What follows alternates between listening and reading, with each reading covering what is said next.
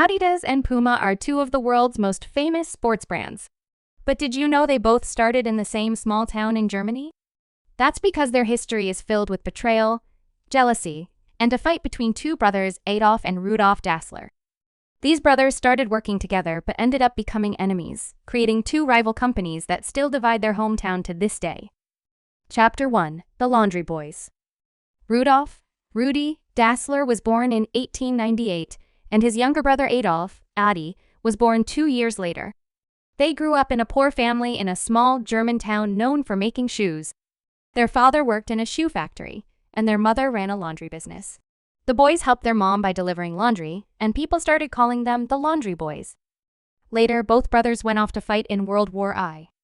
When they came back, Germany was struggling, and their mom's laundry business had no more customers. Adi had an idea. He was interested in sports and wanted to make better shoes for athletes. So, he turned the laundry shed into a small shoe workshop. He used materials from old war gear like leather from helmets and parachute cords to make shoes. He even powered his tools with a bicycle because the town had no electricity. His shoes became popular, and Rudi, who was good at talking to people, joined him to help sell them. In 1924, they officially started their business together, the Dassler Brothers Shoe Factory. Chapter 2: The Nazi Olympics. The business grew fast. Rudi sold the shoes to local sports clubs, and Adi kept improving the designs. Then, in the 1930s, Adolf Hitler came to power. Sports became a big part of Nazi propaganda, and the demand for athletic shoes increased. Both brothers joined the Nazi Party, possibly to protect their business. In 1936, the Olympic Games were held in Berlin. The brothers saw this as a big chance to promote their shoes. Adi secretly gave a pair of running shoes to Jesse Owens, a black American athlete, a risky move under Hitler's racist regime. Jesse Owens wore the Dassler shoes and won 4 gold medals. This made the shoes world famous, and orders came in from around the globe. Chapter 3: The Brothers Split. Even though their business was booming, the brothers started fighting. Rudi felt he was doing all the selling. Adi thought his shoe designs were the real reason for success. During World War I, things got worse.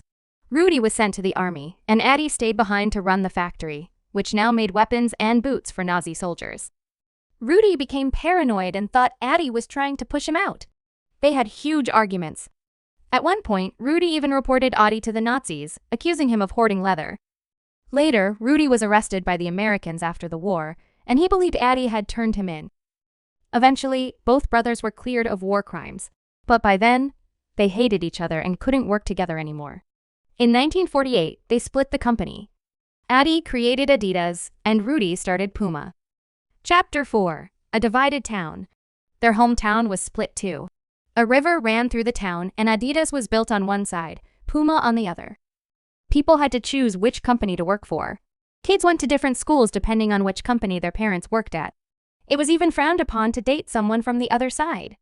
The town became known as the town of bent necks, because people would always look at your shoes to see which brand you were wearing and judge you based on it.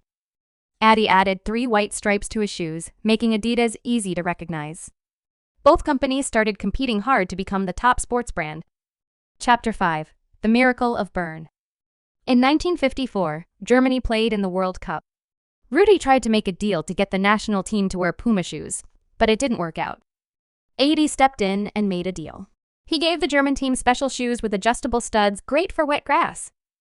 It rained during the final match, and the German players had better grip on the field. They beat Hungary in a surprise win known as the Miracle of Bern. The win made Adidas a national hero and brought massive success. Puma missed out. Chapter 6: The Pell Pact. By the 1970s, Adidas and Puma were spending huge amounts to sponsor famous athletes. Before the 1970 World Cup, the two companies made a secret agreement not to fight over Pell, the world's most famous footballer, because it would be too expensive. But Puma secretly signed Pell anyway. At the start of a World Cup game, Pell stopped to tie his Puma shoes, making sure every camera zoomed in on them. It was perfect advertising, and Adidas was furious. The feud between the families reignited. Even when Rudi was dying, Adi refused to visit him. They were buried at opposite ends of the same cemetery. Chapter 7: A New Era. After both brothers died, their sons took over. But they didn't manage the companies well. Adidas and Puma both struggled in the 1980s and were almost bankrupt.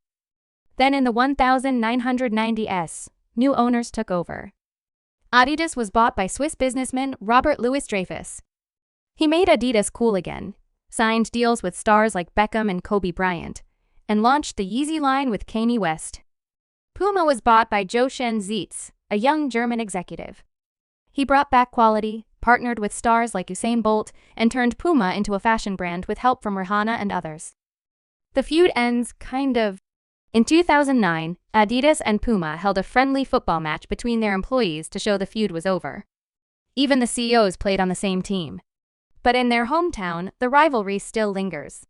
Adidas HQ is on one side of the river. Puma HQ is on the other. The two brothers could have built the world's biggest sports brand together.